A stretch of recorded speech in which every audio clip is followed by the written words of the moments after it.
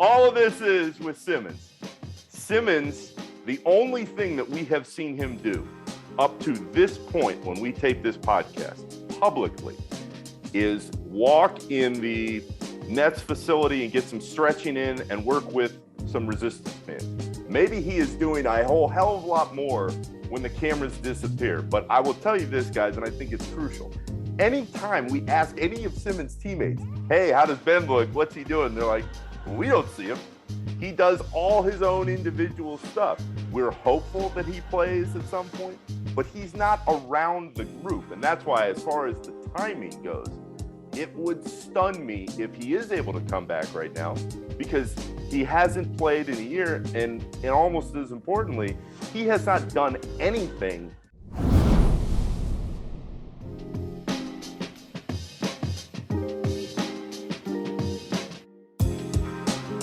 Hello, welcome to the Hoop Collective podcast. We talk about the Lakers. Just kidding. I'm not going to do it. We're going to talk about Tuesdays, as in today. We're recording this on Monday afternoon, but you guys are all listening to this on Tuesday or Wednesday or Thursday.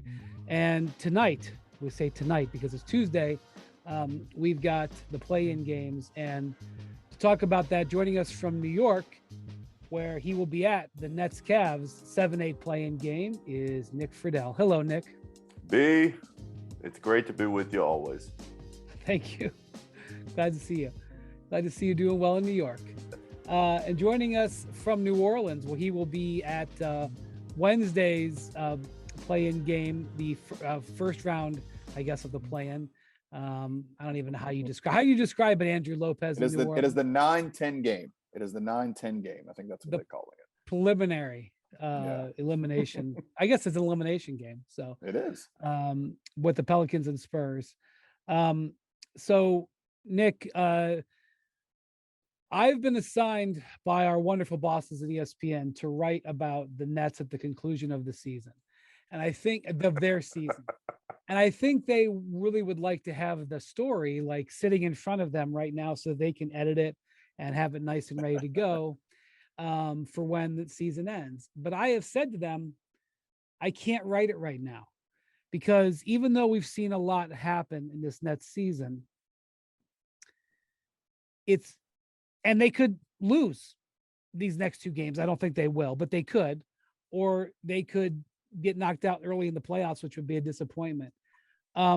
They still, through all of this, through everything that's happened, through the Harden drama and the injuries and COVID and vaccine issues and mandates and no defense, they still have all of their goals in front of them and still have two superstar players and still could make this season a success. So I ask you, as we sit here on play-in day, what do you think is going to happen with this team? This is the most turbulent 3 months I've ever seen for one team, especially one that has the star power that this group does. I still believe the Nets can do what they want to do, and there's a path towards them getting through the East, guys. As we sit here on play-in day, to me, the only team that I would be certain of, and I'm not even that certain because I watched those games in the regular season, but the only team I would pick to beat the Nets is Milwaukee. Every other team, even if they line up and play Boston in the first round, I would probably lean towards the Nets beating them in a 7-game series. Why? Given all the issues they've had and the defensive flaws that we all see. Kevin Durant. It's really that simple. He is that good. They get a confidence booster that is gigantic every time he's out there and playing the way he has since he came back off that MCL injury. And he has the ability to make them believe that they can still do everything they want to do. And that's without even adding Kyrie, and they're going to get Seth Curry back in this game. And They feel like they can hit another level in the postseason. But the reason that I am not completely writing off the Nets yet is because Kevin Durant is that dominant when he wants to be. They did get some good news this afternoon that Dragic, Goran Dragic, has cleared health and safety protocols. As a real quick aside here, just give me a second. I think that I'm a little bit concerned that COVID is going to play a role in the first round of the NBA playoffs. Cases are up for the first time in weeks, if not months. Cases over the weekend ticked upwards on the I look at the New York Times tracker. It's particularly gone up on the East Coast, in and around New York City. And we also saw Bam Adebayo go into health and safety protocols over the weekend for the Heat. So I am concerned, obviously, about players' health, but I am concerned that we are going to have series impacted by players testing positive. One of the things we should watch is, so a year ago in the playoffs, the teams were getting tested every day. The teams are not getting tested right now, but players can still get sick and then go into testing when they're symptomatic. And also, if you go into Toronto, you have to test to get back into the US if you go by air. And so in the case of, wasn't it Nash? Nick, Nash tested positive on his way out of Toronto. Was that 2 months, 8 weeks ago? Had no symptoms, probably would never have gotten tested, had no symptoms, and he was sidelined. So as an aside, they will get Dragic back for the play-in, but I'm just going to say that, and I'm not pretending to be a scientist, but I do believe it's the Omicron subvariant that is going to cause a wave. It caused a wave, and it was a short wave in Europe, but it caused about a 3-week spike in cases in Europe, and we are seeing numbers uptick. In fact, the mayor of New York, Eric Adams, tested positive over the weekend, and which is another reason why his comments about dropping the vaccine mandate because the numbers were in a better place was laughable, because the numbers aren't in a better place. He just got lobbied by the, basically by the Mets and the Yankees, and Kyrie benefited, but that's another topic for another day. So they do get Dragic back, Nick.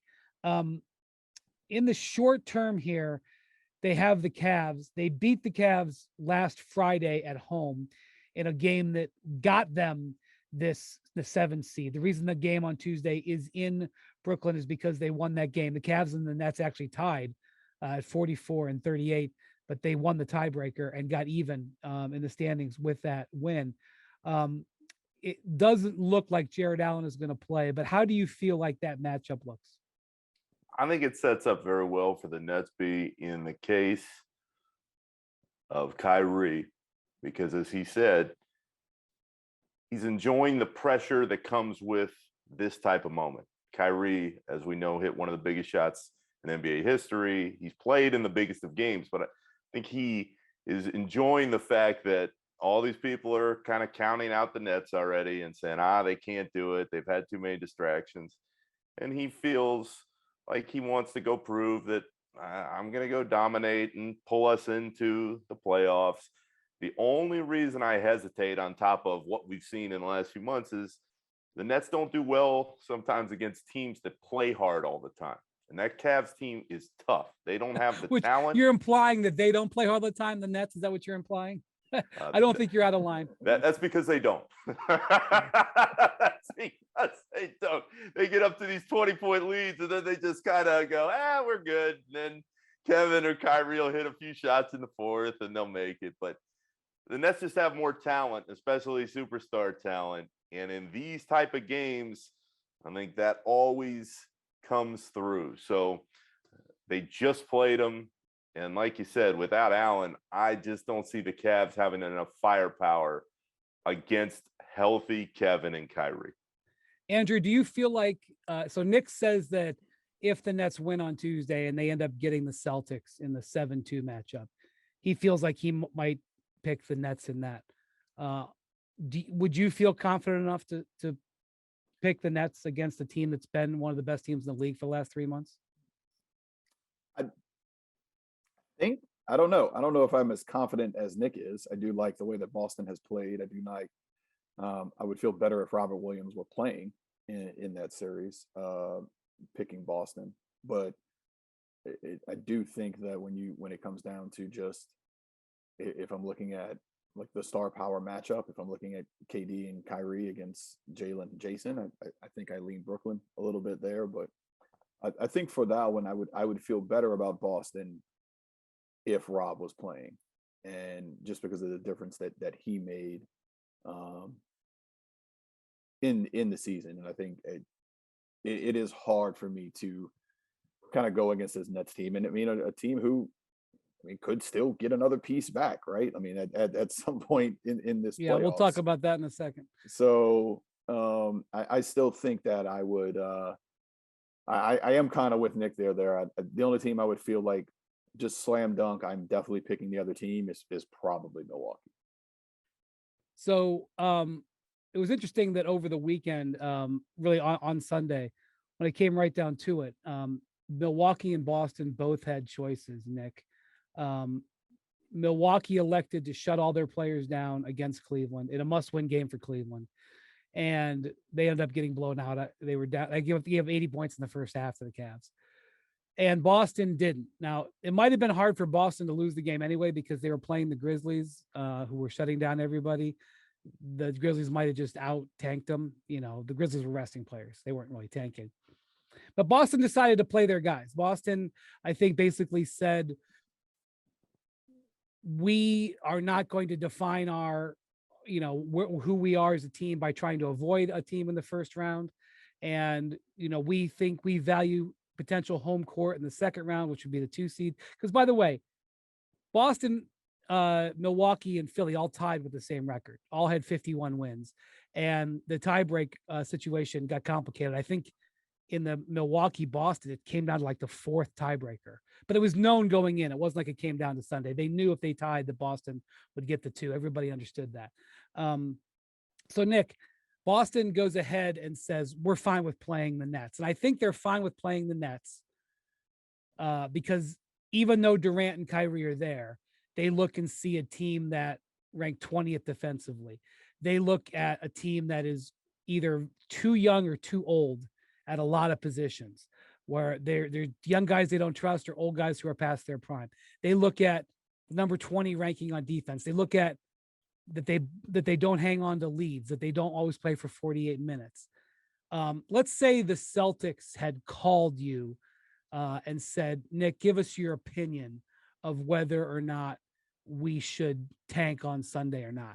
You obviously would have recommended them to tank because you think that the Nets can win that series. I mean, what did you think about the Celtics' choice?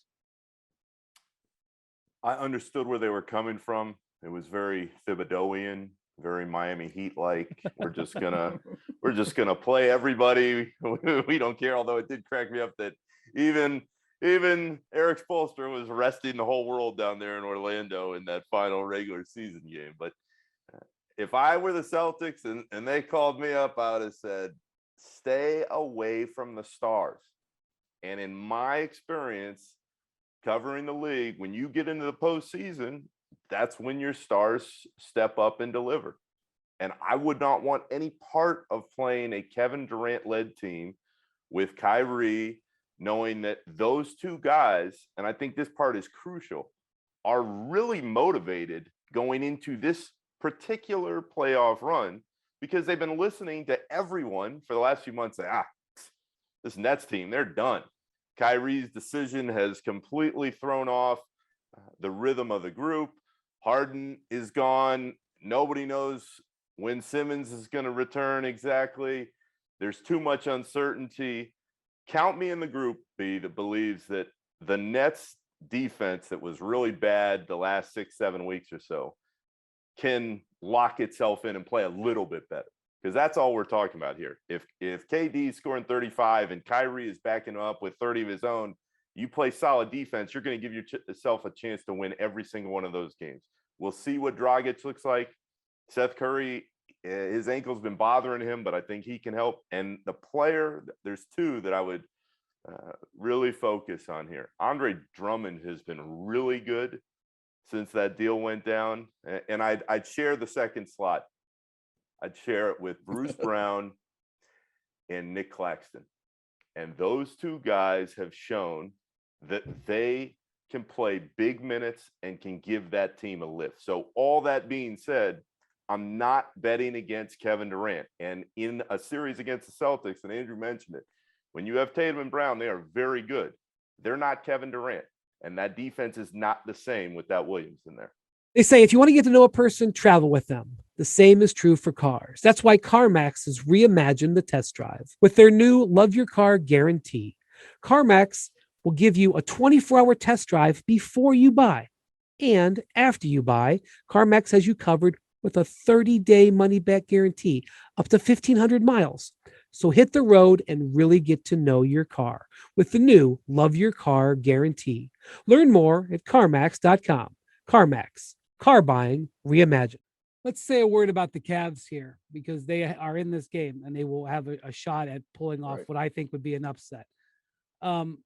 So when Jared Allen broke his finger like 7 weeks ago, they were really hopeful he would be back before the end of the regular season. They were targeting last week, and his hand just didn't get there. And the Cavs did all of that work, and basically they were a game short of hosting this game and a couple of games short of being in 6. And when they have all of their team together, which means Allen and Evan Mobley, who missed, I think 10 games, or was it 10 games or so if it was that many games, but he missed a couple of weeks with his ankle injury, and that just submarined them. They rely very, very heavily on Darius Garland. And this is one thing I'm worried about, both in this game for them, and if they do advance into the playoffs, whether it's against the Heat or the Celtics. I just think I think Garland is gonna get worn to the bone with what they ask him to do offensively. I mean, he's actually, when they play him off the ball, when they run offense and he doesn't have to bring the ball up the court and they can, free him with a screen, like their offense gets much more potent. They just don't have anybody to really do it. I mean, Karis LeVert, after he was traded, that trade has not really worked out for the Cavs. First off, LeVert got hurt his foot, and missed it some time. His shooting percentages have dropped. His scoring has dropped since he was in Indiana. And if you look at the various analytics, whether it's box plus minus or VORP or whatever you want to call, I'll just summarize it by saying to you that he has basically become a replacement level player since getting traded to the Cavs for a first and a second. Although the Cavs would not have to give the first this year. If they lose 2 games this week, they would get their lottery pick. And even though I think it would be really important for the Cavs young kids to go through and experience a best of 7 series, in addition to winning one of these next 2 games and being able to claim a real victory and getting into the playoffs, that would be terrific for them.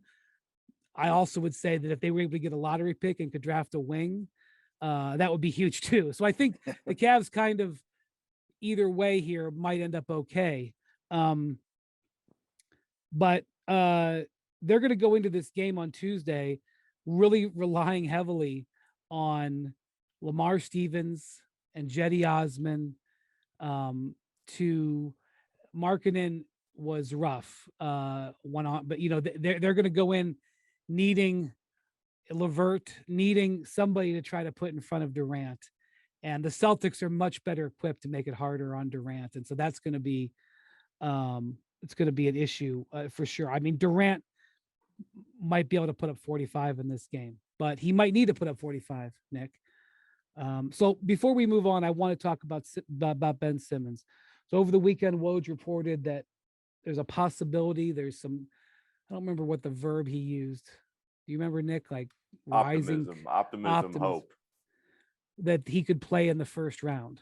The Nets have put out some videos of him, and he's clearly doing more in workouts. But according to Steve Nash, and Nick, we know that Steve Nash frankly, to the media just doesn't always tell the truth. I'm avoiding using the L word, but he has basically lied repeatedly to the media. So I don't know if we can take what he says true, but he's saying that he's not even running with his full weight yet. He's been in the Alter G machine, the zero gravity treadmill. And so for a guy hasn't played in 12 months with a back injury, who's not fully running and doing no contact. I realize the first round is a long time. It takes like 2.5 weeks, and the first round doesn't even start till this weekend. So he potentially could get 2 weeks between.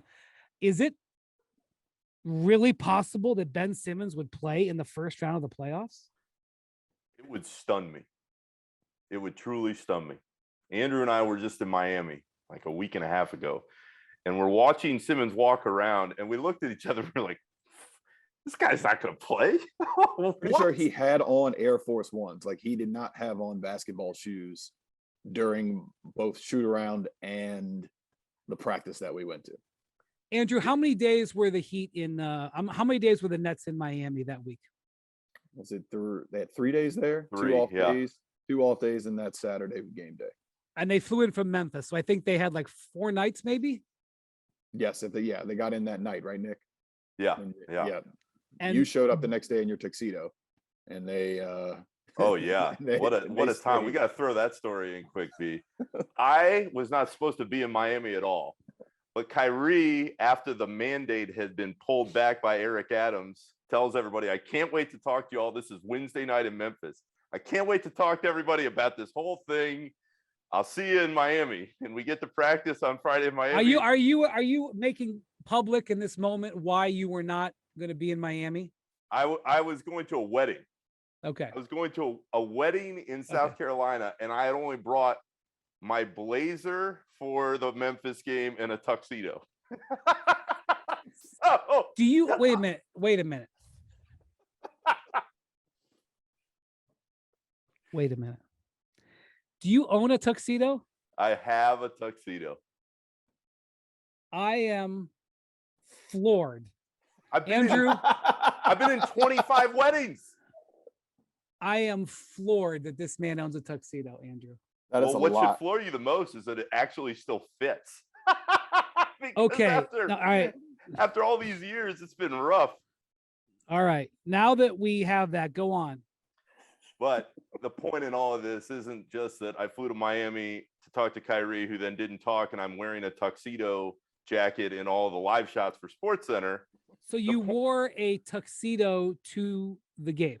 I wore a tuxedo jacket. Just the jacket. Just which the jacket made it even better. To practice in the Heat facility, and then to the beginning of that Heat Knicks game a couple Fridays ago.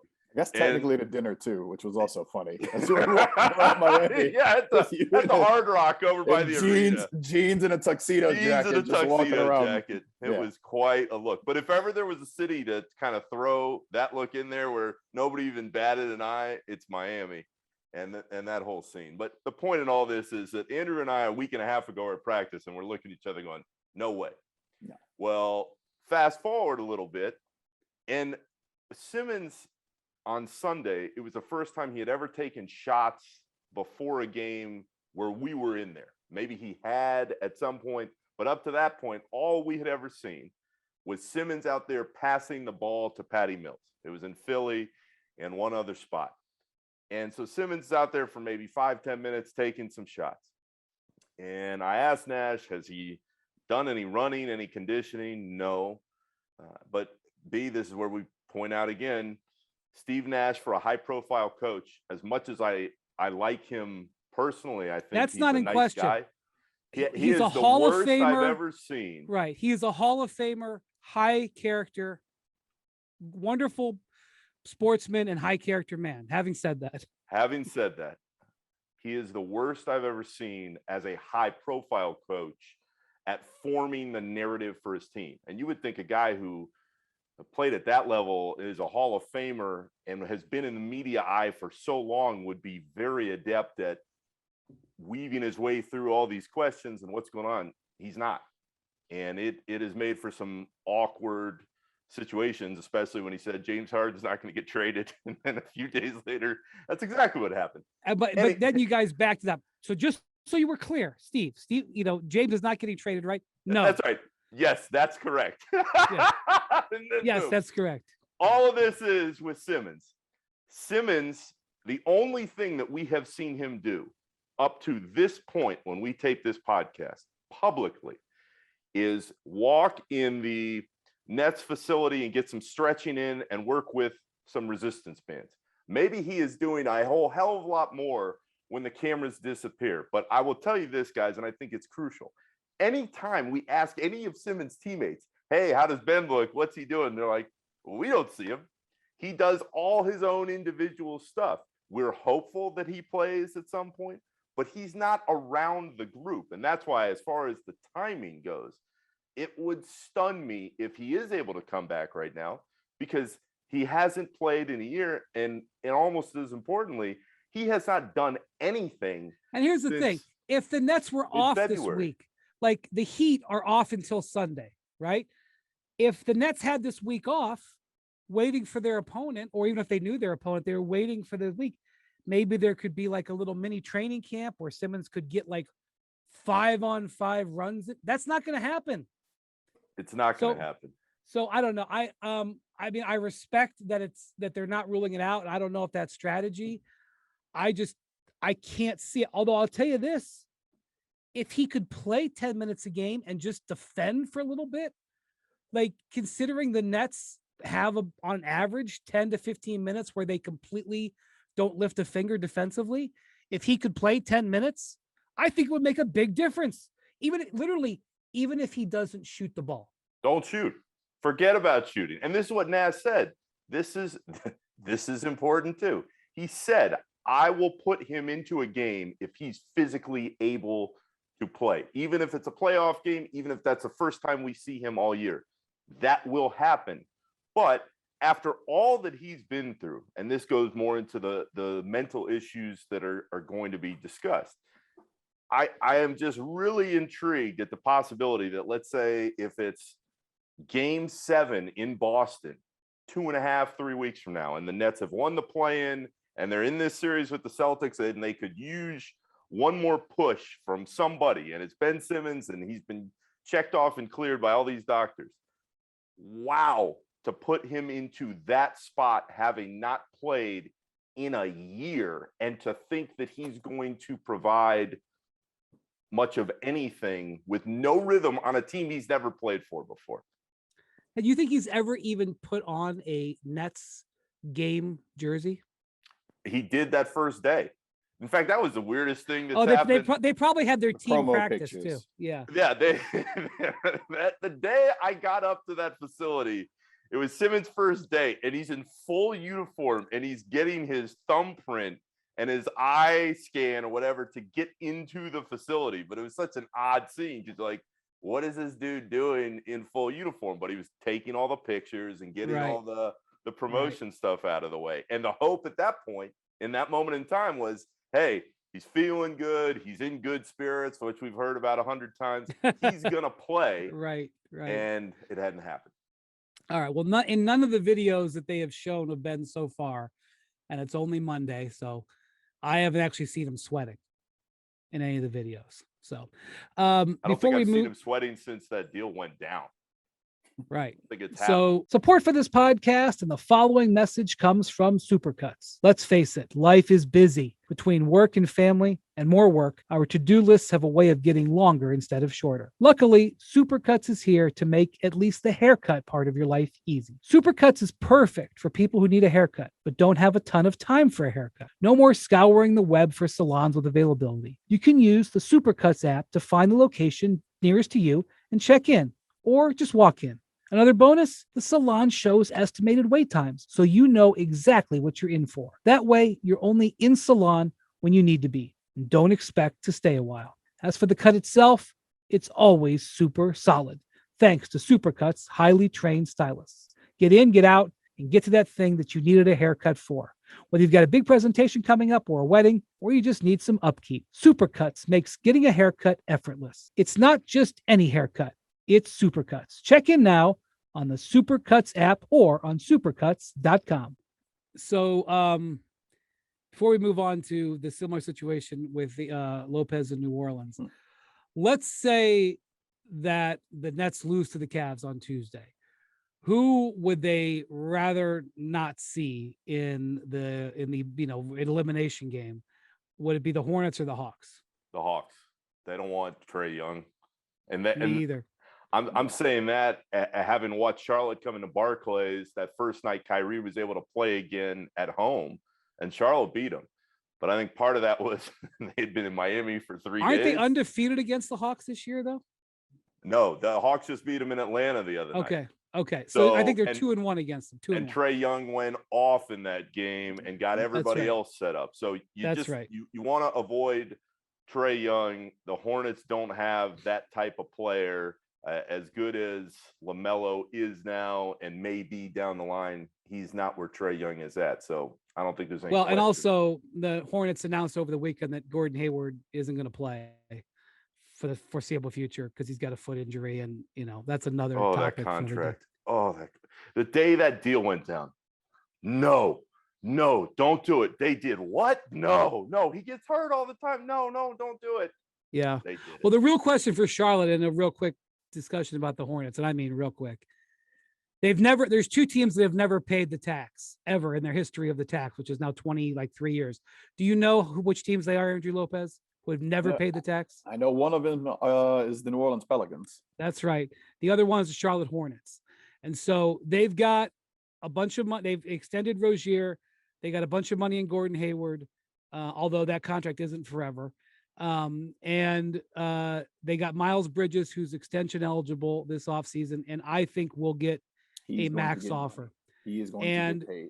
They're going to have to pay LaMelo, who is going to get a max. Now, LaMelo's only his second year.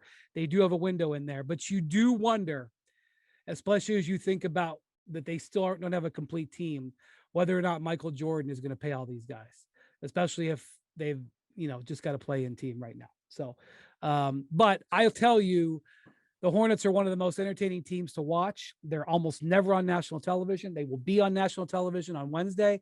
And if you don't know the Hornets, you should make a point to see the early game, because I will almost guarantee you that LaMelo and Bridges will do something that you remember. And they play super high tempo. They're just so much fun. They're just so much fun. They're a very fun team. And, I don't know if they're going to get 2 wins this week, but they will get a little bit of shine. Okay, so let's talk about the Pelicans, who are one of the most fascinating teams in the NBA this year, Lopez, that you have chronicled. You've talked, Friedell just talked about how wild his time with the Nets has been.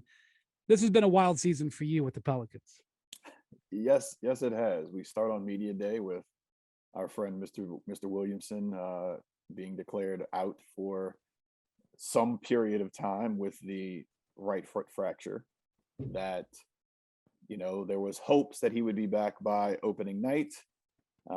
We just finished game 82, and he has not yet played because of some, several setbacks that he has suffered on the court. I mean, this team, it feels like at the start of the year, they were waiting on him, and they were just trying to tread water until he got back. 1-12 start, 3-16 start.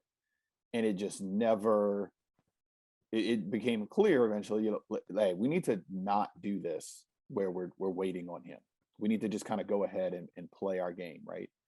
And once they started doing that, and Willie Green made a couple of changes, things started to pick up. And then when they went and got CJ McCollum at the trade deadline, which kind of speaks to the play-in tournament as a whole, right? Like if this was a regular year where there's no play-in tournament, I think they were 6 games back of the 8th spot at the deadline, or at the time they made that deal. Do they go make that deal for this year? I know that it's somebody they had their eye on, right? But they go make the deal for McCollum.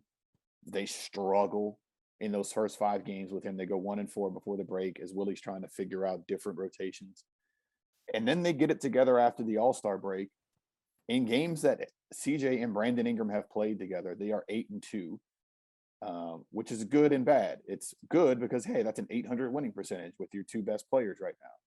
It's bad because it's only 10 games out of 23 or whatever it should be, because Ingram has dealt with the hamstring injury. But they find themselves in a position not only to be in the play-in tournament, but to have at least a home game. And as Willie Green described it on Sunday to us, look, it's almost like an NCAA tournament type situation. This isn't, it's not just a playoff atmosphere. It's a game 7 atmosphere. It is an elimination game. You win or you go home.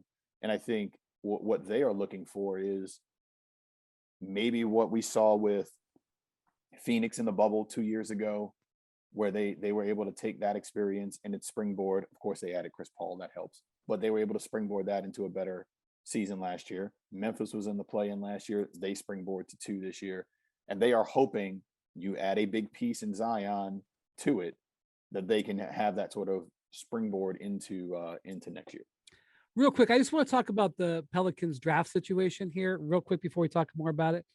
So this really worked out for them pretty amazingly. It's there's a little thread they could hit where they slam all of the, they get a double, triple score.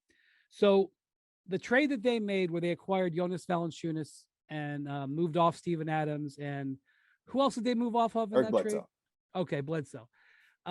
They traded the pick that the Lakers pick that they had from the Anthony Davis trade this year, but they keep it if the pick is top 10, unprotected.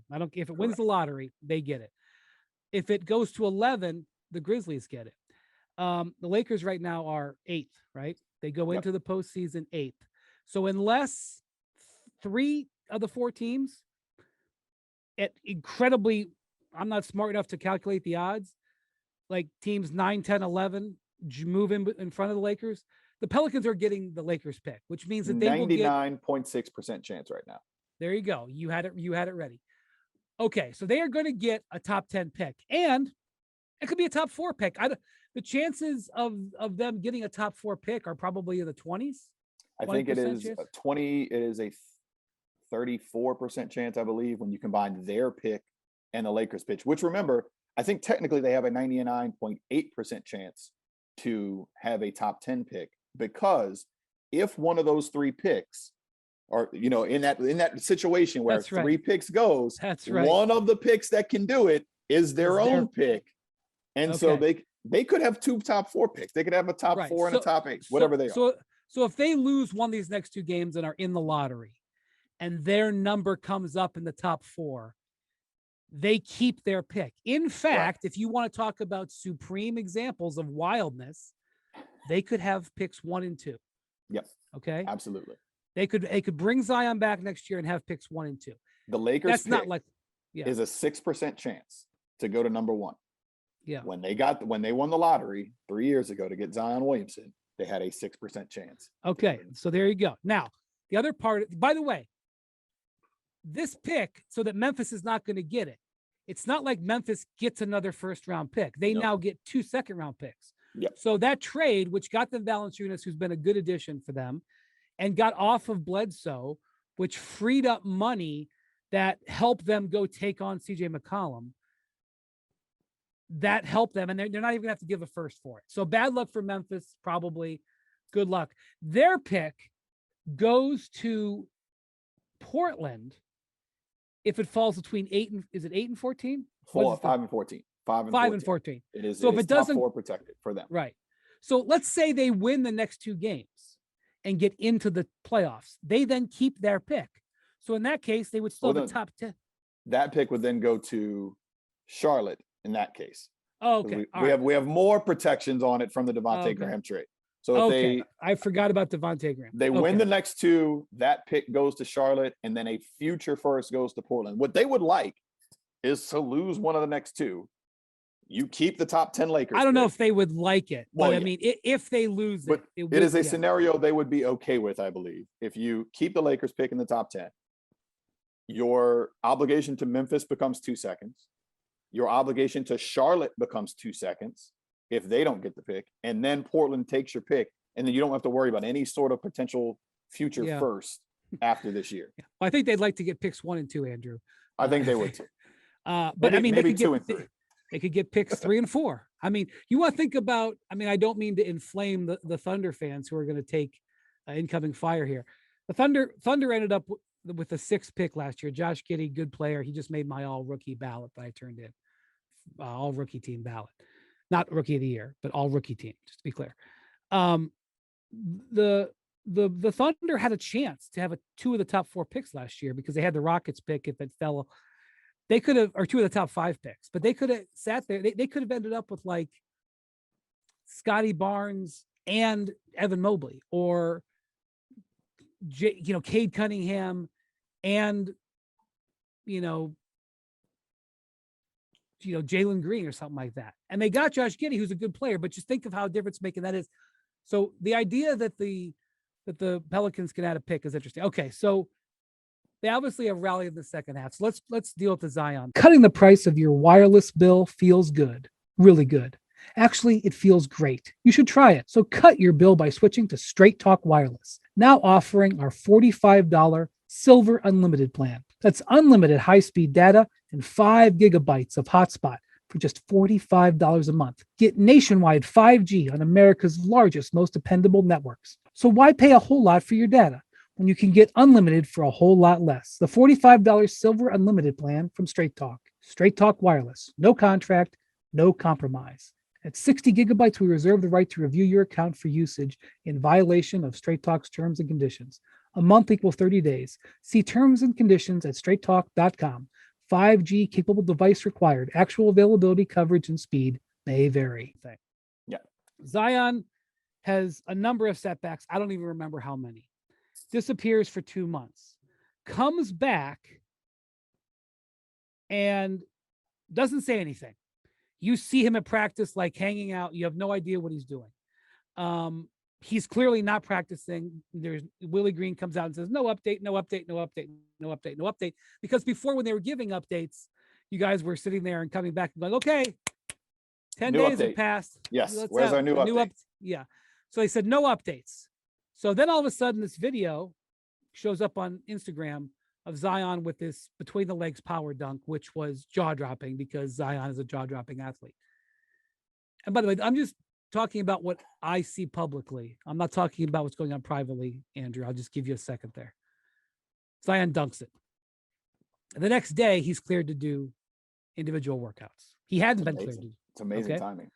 All right. Then a couple weeks go past. Is there any Zion update? Nope. Then Zion's stepfather, Lee Anderson, gives his second interview in 4 years to a radio show and says, I think Zion can play. I think he can play in the playoffs. I want him to play. I expect him to play. I expect him to play. And the next day, he's all of a sudden doing 5-on-5 scrimmaging. Is that an accurate statement what I just made? I believe the 5-on-5 was officially cleared maybe a couple of days after that. But yes, there was some difference in what he was doing on that trip. And like maybe this was on the original schedule, Andrew. I don't know. But let's say I can say that. I was told, but prior to that trip, when he traveled for the first time on that trip, it was, hey, on this trip, he could go from 1-on-1, which we had seen him do against Corey Brewer a bunch, to 2-on-2 or 3-on-3. Lee comes out with the comments. I think he had already done 3-on-3 at that point. But then Lee makes the comment, and the next day he was seen doing 5-on-5 work. Okay. So what's going to happen here, Andrew, do you think?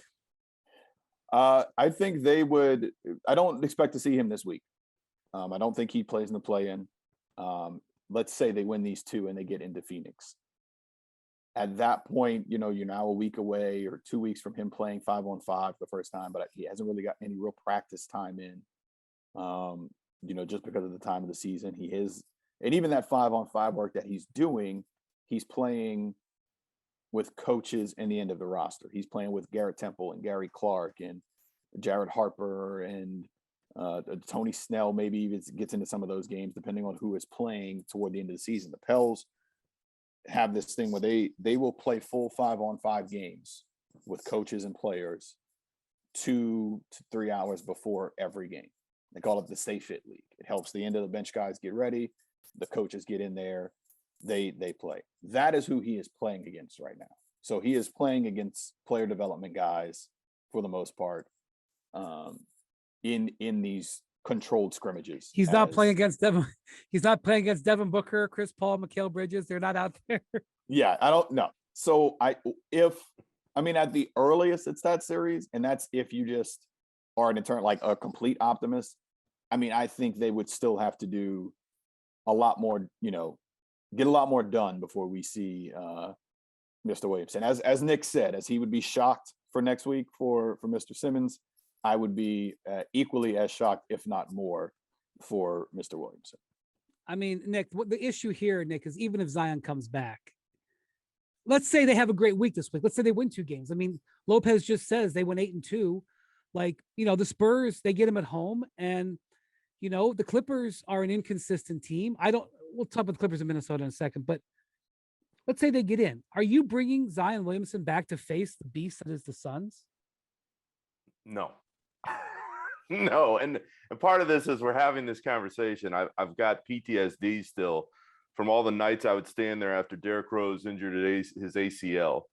And he had been cleared, but he didn't feel comfortable going out there playing. And this is, 9-10 years ago. So the mental health part of the conversation was not in the limelight the way it is now. But to think that happened then, and Derrick said repeatedly he just didn't feel like he felt comfortable enough to be out there.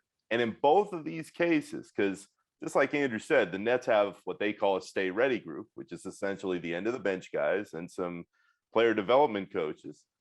That's who Simmons is going to get his work in with over these next couple weeks if they can hang on and stay in the playoffs.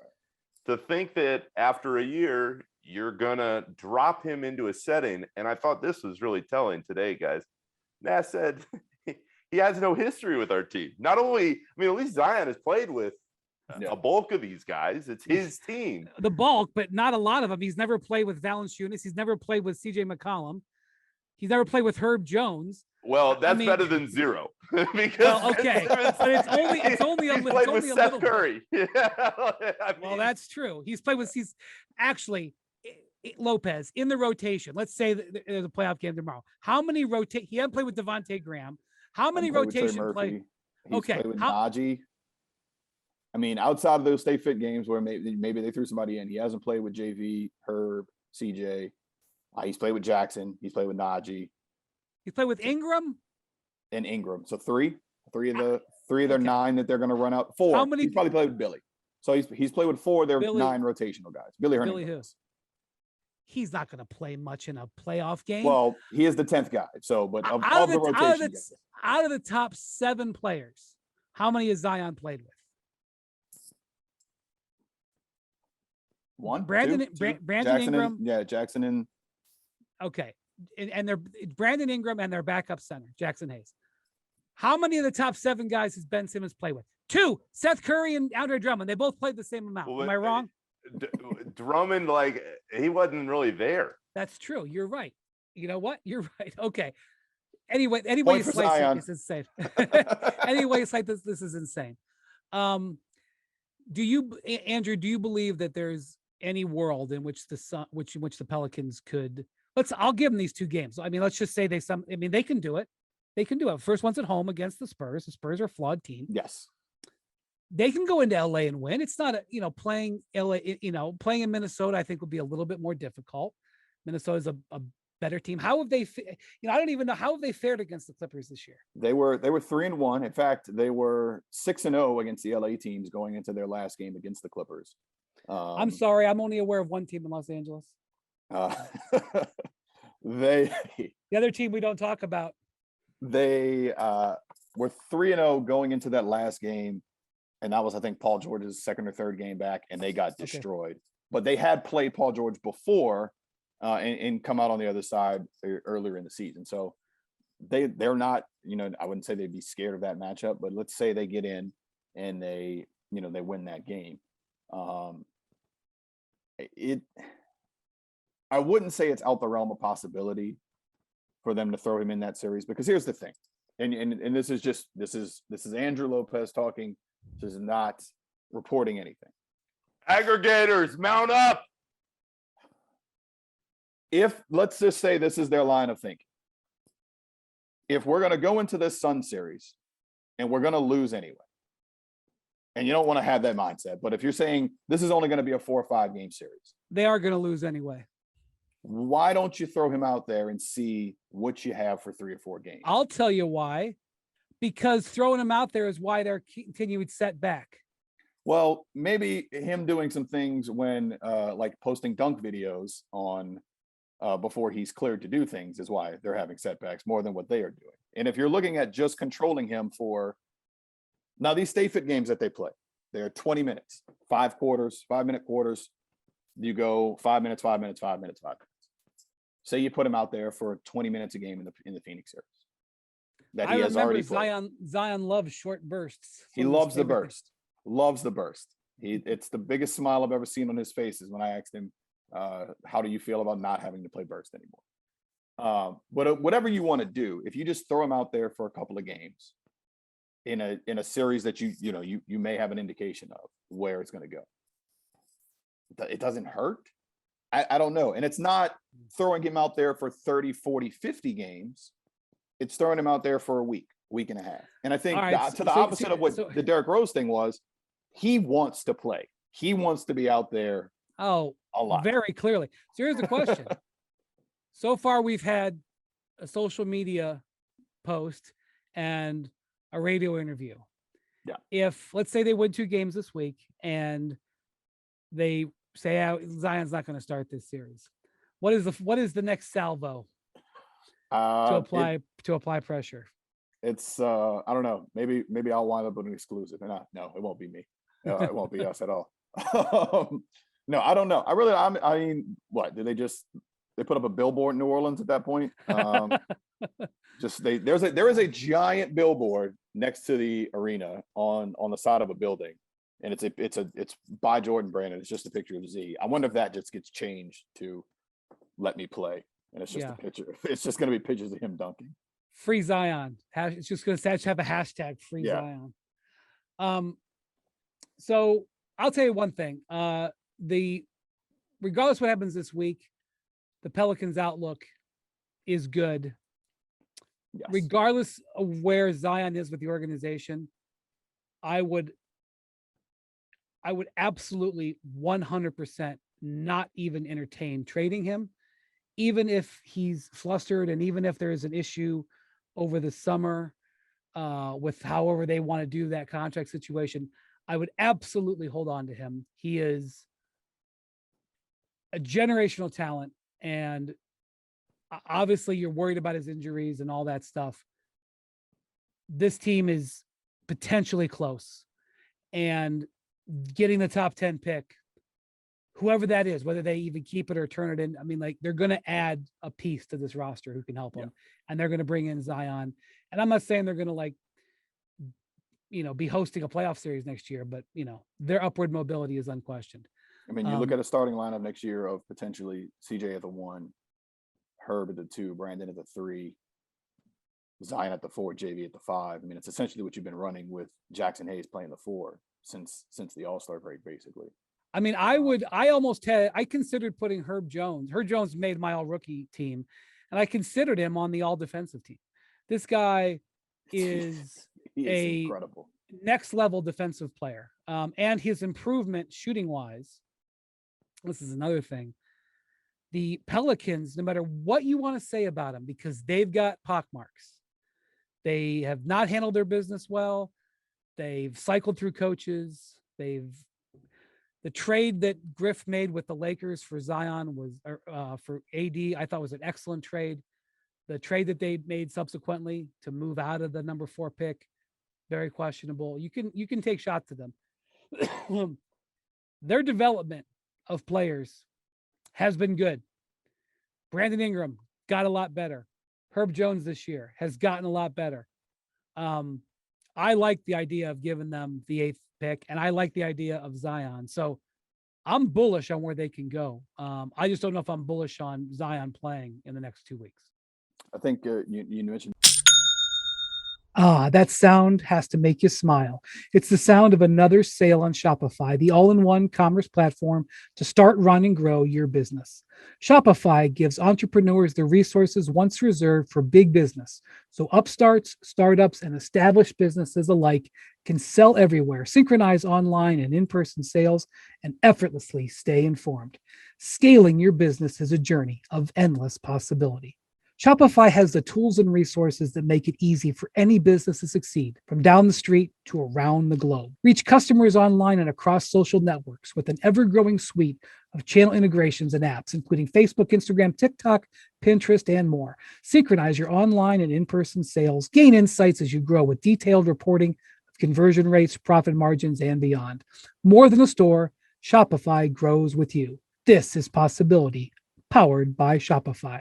So go to shopify.com/hoop, all lowercase, for a free 14-day trial and get full access to Shopify's entire suite of features. Grow your business with Shopify today. Go to shopify.com/hoop right now. Shopify.com/hoop. The other guys, I mean, Kenrich Williams, who turned into something who was, I mean, OKC was asking a first for him at the break. He turned into something he developed there.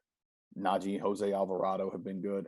Lonzo Ball's shot changed once he was in New Orleans. I mean, that completely changed things around for him. So Jose Alvarado, one of the best stories of the NBA this year. Sneaky, the sneakiest man in the NBA. Got to be sneaky when you aren't as talented as everybody else, or at least have the same size. I don't want to imply he's not as talented. Before we go, Nick, we haven't talked about the Clippers and Minnesota. Minnesota is so excited right now. They're so excited. They had like a little press conference talking about their extension for Chris Finch, which if I told you when Chris Finch got hired in the middle of last season, he would be getting an extension right now, a lot of people would have thought you were crazy.